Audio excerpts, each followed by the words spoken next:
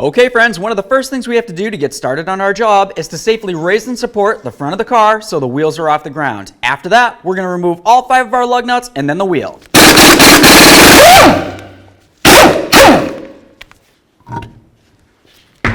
Now let's remove our axle bolt. A little bit of penetrant.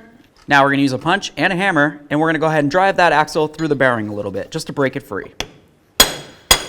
Now let's pop our brake hose out of its bracket. Now from the back side where the rotor is, we're going to want to remove the ABS wire. Right where my screwdriver is, you can see that there's a push tab. You want to push in on that and then draw this up and away.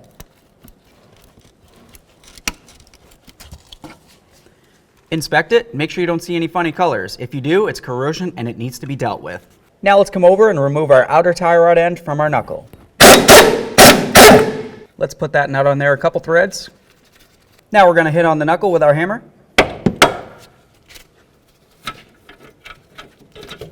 Moving up along this area right here, we're going to remove this pinch bolt.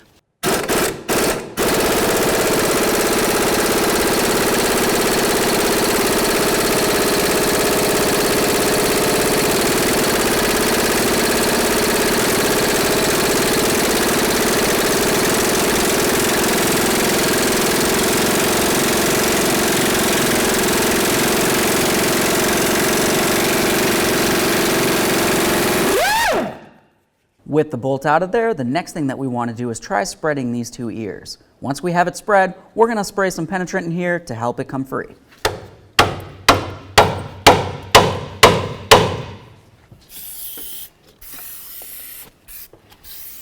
Now we're going to give this a couple loving bonks to drive it down. Something to pay attention to is you want to make sure that you don't put any pressure on your flex hose.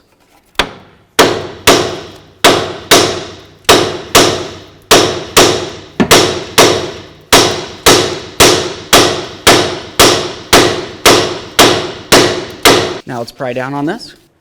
Ready? There we are. Now I'm just going to hang this. Moving along to underneath the front of the car, we're going to remove our splash shield from under here. You're going to find 7 mounting bolts, 3 across the front, 2 in the center, and then 2 across the back right there. With the shield out of the way, we have a nice clear view of our right front axle. Right over here is where your carrier bearing is going to be located. You're going to find 2 mounting bolts for the bracket for that. One right here and one up top. Remove them both.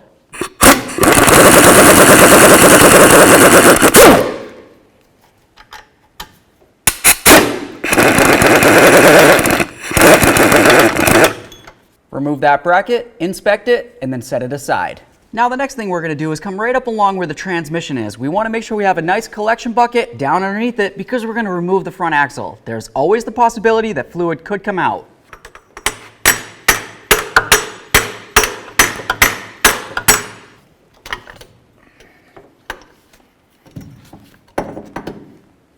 There it is, friends.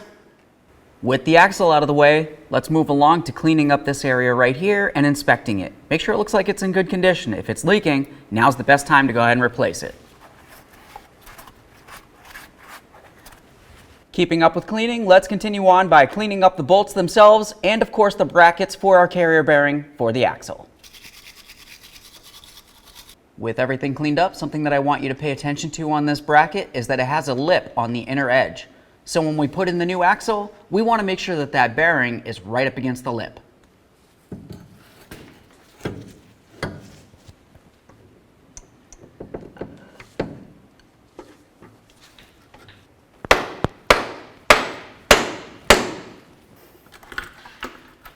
With the axle all the way in, let's continue on by putting on the rest of our bracket and of course the bolts.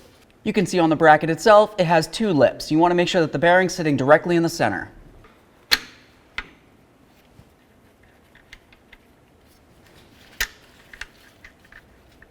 Once they're both started, we'll go ahead and snug them up, and then we'll torque them to 24 Newton meters, which essentially is 18 foot-pounds.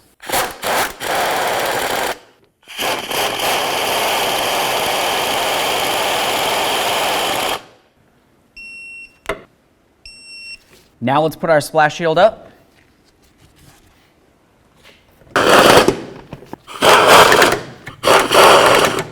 Now from back inside the wheel well, let's continue on by cleaning up the inside area of the knuckle right here where the strut's going to go, and of course the area of the strut that's going to go into the knuckle.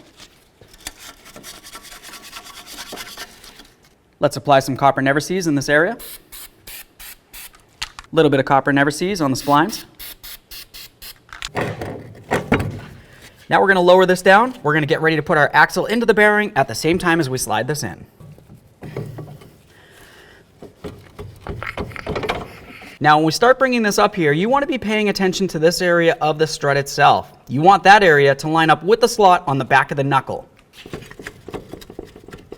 Now we're going to put a jack underneath the control arm and carefully raise this up. When you jack this up, you want to be very careful because obviously this is at an angle and you definitely don't want your jack to slip out. Just going to give this a couple loving bonks to set it in. Next, let's clean up our pinch bolt. Once you clean your pinch bolt, make sure you use some red thread locker and then a little bit of copper never seize just on the smooth shanked area.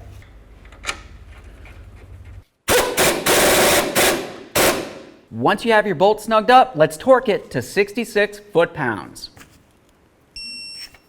Remove your jack. Let's remount our flex hose. Reconnect in your ABS wire, listen for a click, and then give it a tug. Put your tie rod into the knuckle, start the nut, snug it up, then torque it to 37 foot-pounds. Now let's put in our axle bolt. Bottom this out. Now we're going to torque the axle bolt. To do that, you're going to notice that this is going to want to spin. I just carefully put a bar coming across the studs down to the ground to hold it from spinning. Let's torque this to 25 foot-pounds. And then an additional 90 degrees. So I'm going to start up at the 12 o'clock range here, and then I'm going to bring it down to the 3 o'clock range.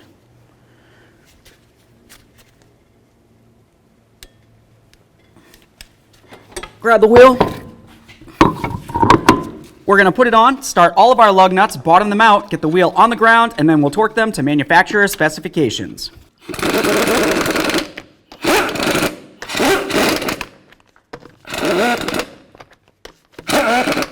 With the wheel on the ground, torque these to 81 foot-pounds.